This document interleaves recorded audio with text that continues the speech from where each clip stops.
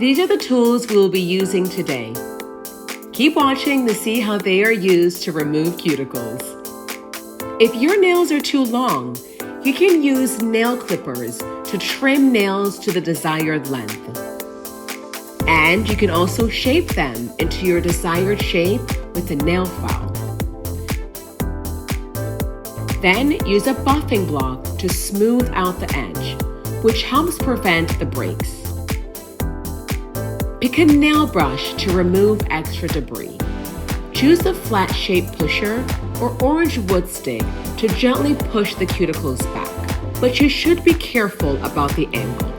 Next, use the scraper side to gently scrape off the sticky tissue here.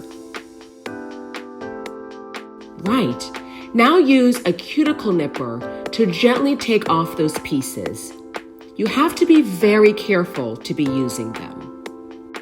If all cuticles have been cleaned, we can brush and buff the nails for some shine.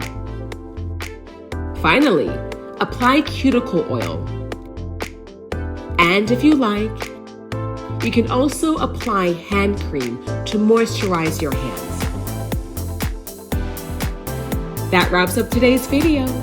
See you!